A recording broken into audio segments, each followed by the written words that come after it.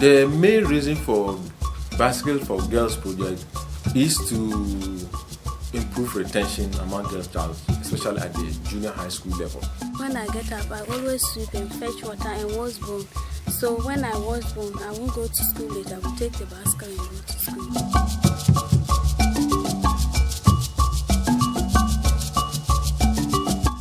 Information from the Upper West Office of the Ghana Education Service shows that out of every 10 girls admitted into Primary 1, only 4 have a chance of completing basic education. Some of the factors responsible for this are negative socio-cultural practices, inadequate educational infrastructure, teenage pregnancy, and girls walking long distances to school. To reverse this negative trend, the Upper West Regional Office of Action Aid Ghana, with financial support from Action Aid Sweden, has donated 40 bicycles under the Bicycle for Girls project to some school girls in selected communities in 3 districts. These are Mankori, Pina, and Kasana in the Drapa, Lambuse, Kane, and Tisala East District respectively. The Bicycle for Girls project is a strategy we've adapted to improve enrollment and retention for girls, especially those in deprived communities.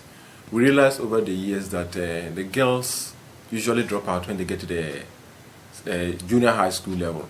And our investigation revealed that a lot of them have to walk long distances. And we know most of our girls have to do a lot of work at home. And so when it's like that, a lot of them get discouraged and their parents are not so much interested in the education of the girls. So they drop out and they encourage them to get married. So a lot of them actually get married because they can't continue their education because of the workload and also demands from parents for them to get married.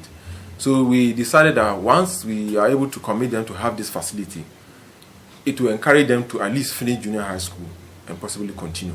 So that was the rationale behind this project. In the Upper West region, the tradition is that the girl has to carry out all the household chores before she is allowed to attend to anything else, including going to school. Most of them end up getting to school late or not going at all for fear of being punished by school authorities. Girls do a whole lot of house chores before they go to school. When they get up in the morning, they have to sweep, fetch water, wash bowls, do the household chores in general before they go to school. And if the school is not in the community and the girls will have to walk a distance, they get there already with the work, they are tired. Then they walk the long distance and they are very tired. When they sit in class, they cannot concentrate. We know that the rural girl child, just like the mother, has to do a lot of the household chores in the house. He gets up in the morning, he has to do the cleaning, he has to do the washing, he has to do the cooking, washing of bowls, and then preparing food for the family. So most of them, before they finish and then walk distance to school, then it's late. When they get to school, what happens is that a lot of them feel sleepy because they have spent the whole time working and have to also spend about 5 to 10 kilometers walking. So they really end up not learning so much because they have to sleep. And also because of that, there's also a high rate of absenteeism because they are not able to go to school all the time. Anytime it threatens to rain, because of the distance, then they have to stay up. So actually their performances are not good, and because of that, a lot of them get discouraged and they drop out. Fatima Sumani is one of the many teenagers who have fallen victim to the age-old socio-cultural practice which allows a man to adopt any girl of his choice for marriage. She was abducted in 2013 on her way to school at Kasana from Kasanpuri, a farming community. Fatima was, however, rescued and brought back to school, though still traumatized. In 2014, women and girls in the Drapa district of the Upper West region went on a demonstration to register their disapproval over the practice. Sadly, the practice is still very common in the area. This is attributed to the long distance girls have to walk every day to school. We have a lot of reported cases from the 3 communities, Mankuri, Pena, and Kasana. This is because the people are still following their traditional practice. The traditional practice is still there. and that they should catch girls and then marry them. What happens is that they mostly ambush them. For instance, most of the girls that we are talking about have to walk, because there's no junior high school in their community, they have to walk to the nearest community within the vicinity to attend school. And most of the kidnapping or the abduction is done they ambush them. So what the guys do, as they are on their way to school, then they lay in the bush and then off they take them. Recently, we made a survey and by a partner of Action Aid, and was realized that so many girls get pregnant and fall out of school. Some of them are abducted. You see, so the abduction comes out of the blue, that when the school is far away for the girl, she can be laid ambushed and picked away by any intruder. You see, so many perpetrators always commit these acts, and in fact, it is worrying our girls. Local authorities and other development partners have made various efforts aimed at addressing the inadequacy in educational infrastructure in the region.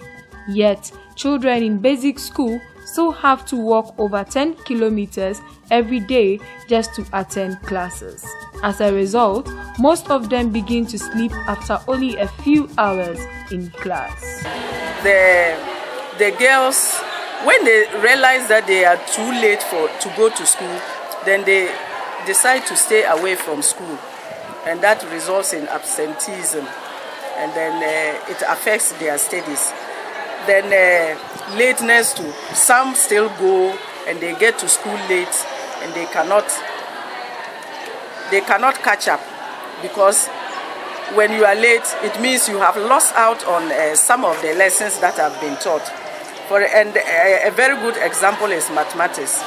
They normally have that's the first period of the day, and then by the time the girls get to school, the mathematics period is over, and then they lost out, and that is why girls don't perform well in mathematics. Over the years, government and non-governmental organizations have implemented various projects aimed at promoting girls' education, particularly in Juapa, Lambuse, Kane, and the Sisala East District. The result, to say the least, has not been that encouraging.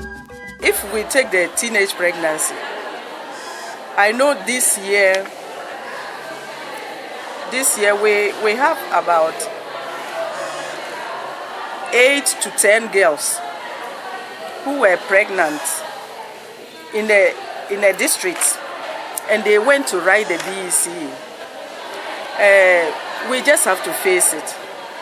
As an adult, when you are pregnant, there is not much you can do. Pregnancy comes with its problems, and for a girl to become pregnant and steady to go and write an exam, it is just most of the girls are just aware that I will not be able to end my education because I will be married off, and the challenge is that I will not be given the opportunity to fulfill my dreams. So why do I have to waste my time putting more energy in learning when I know very well that at a particular age or a particular class or form I'll be taken off for marriage? So it doesn't serve as a motivation for the girls to continue education. And also because of that, we don't have many role models because of this situation. So the girls are not even challenged to go to school because they haven't really seen any girl gone beyond a certain level to acquire a profession. However, stakeholders believe the Bicycle for Girls project has the potential of changing the situation for the better. They will now be able to be regular in school and also punctual.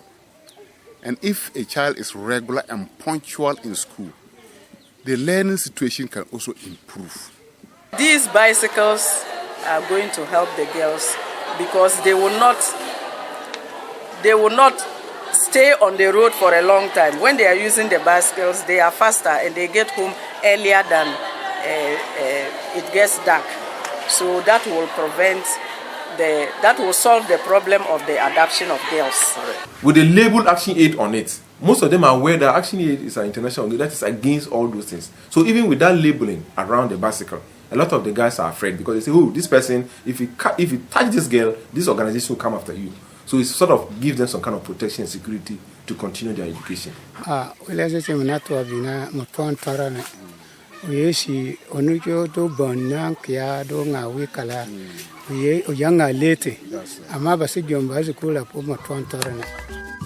Poor performance and high school dropout rates are still very serious challenges facing girls' education in the 3 districts.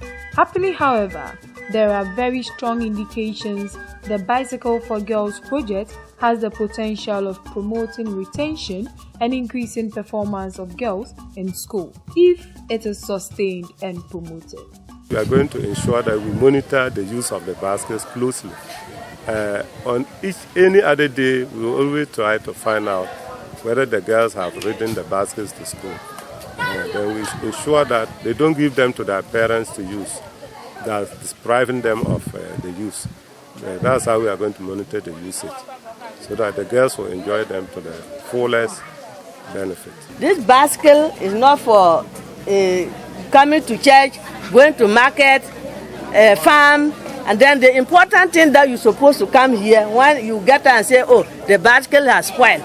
This one, giving reasons not to come to school. If it is like that, we are going to give report to Action Aid so that they will collect it and give it to people who are serious to learn.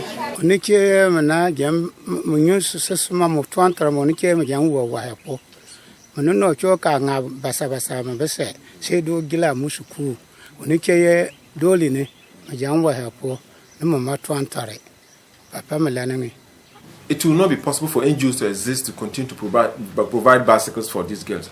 So we encourage government that all the schools that have good enrollment, that they should have a full complement of the basic school, that is KG, primary and junior high schools, so that these girls will not need to walk 12, 13, 14 kilometers a day to go to school.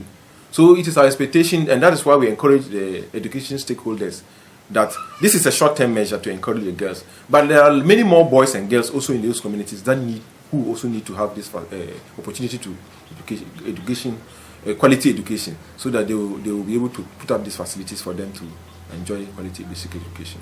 I want to thank Action Aid for giving us this bicycle, and we are so happy for taking this bicycle, and I hope you will use it carefully.